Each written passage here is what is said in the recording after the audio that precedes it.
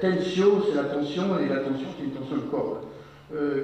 Dans ce que vous allez entendre tout à l'heure, vous allez écouter des sons électroniques, qui sont des sons électroniques des fois totalement abstraits, je dirais, mais il y a des sons électroniques qui, je vais vous expliquer ça tout à l'heure un peu plus en détail, mais qui sont des sons électroniques qui prennent appui sur une modélisation physique, c'est-à-dire une corde qui est tendue.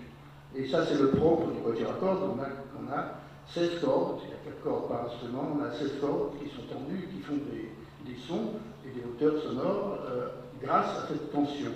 Et j'ai repris ce modèle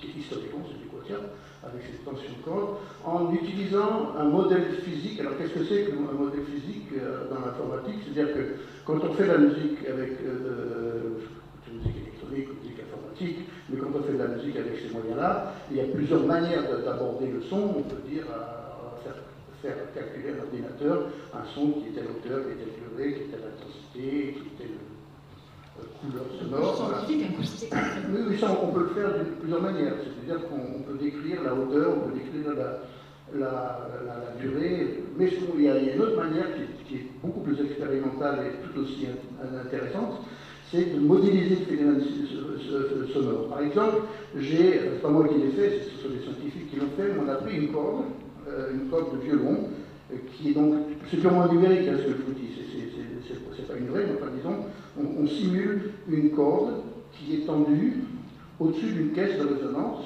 qui est par exemple la caisse de résonance, dans ce cas-là, je crois que c'est un Stradivarius. On a analysé les résonances à l'intérieur de Stradivarius, parce que le son du violon provient de la corde, mais aussi du résonateur qui est dessous de la boîte de résonance.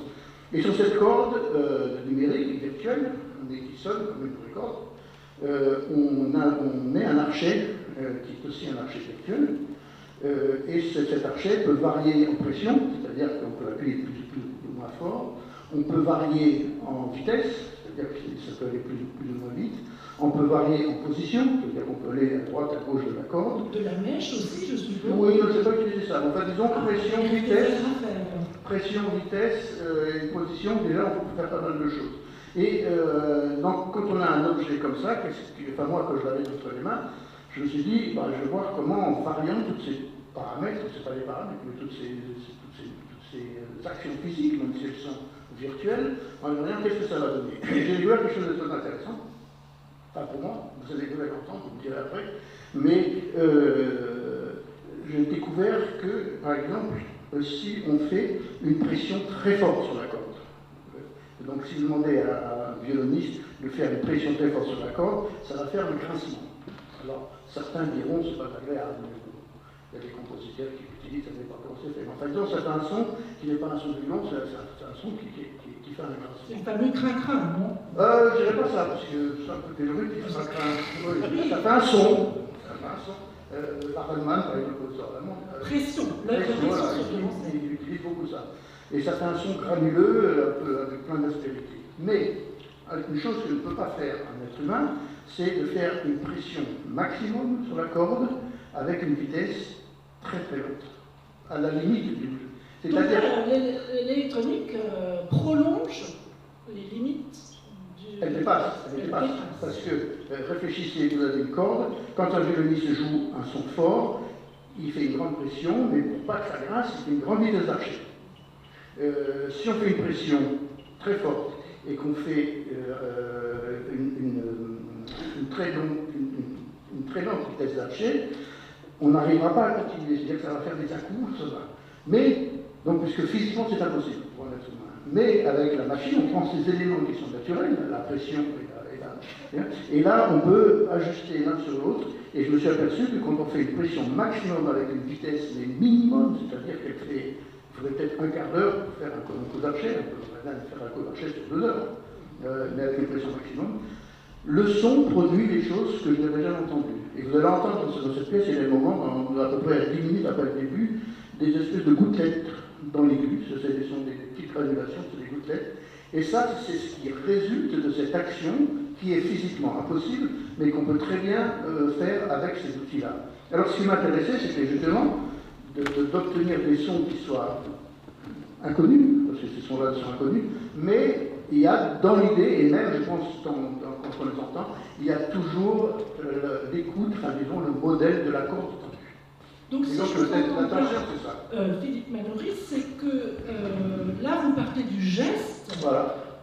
Qui est simulé ensuite, mais vous ne partez pas du papier, de la Non, note, d'un thème, d'une forme, Ah, vous partez du geste instrumental. Voilà. Mais ça, c'est spécifique à cette œuvre ou à d'autres qu'on entendra tout au long du festival, ou c'est un moment de votre vie, parce que nous n'avons pas dit que ce quatuor a donc 10 ans d'âge, c'est son anniversaire cette année.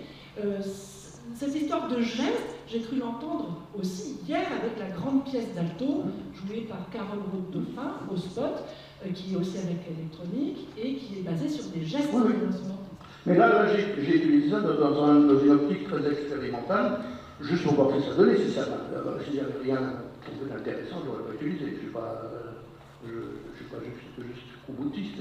Mais donc, il y a cette idée de la tension de la corde qui est toujours en filigrane dans cette œuvre. Et puis c'est une œuvre, donc, pour le dire un peu simplement, qui fait dialoguer évidemment le quatuor à cordes avec toute la lutherie informatique qui est derrière, et qui a la possibilité de faire synchroniser la machine avec l'instrument. C'est-à-dire qu'il y a un premier violon qui va être joué là, pour ça haut, et c'est lui qui va être suivi, c'est-à-dire l'ordinateur va suivre ce qu'il va faire. Et il va avancer, alors pas partout dans la pièce, mais très souvent. Donc il va avancer, il va savoir qu'on est ici dans la partition, on est ici, et donc il va se synchroniser automatiquement. Et en se synchronisant, si on lui demande, il va prendre le temps d'analyser les sons des instrumentistes.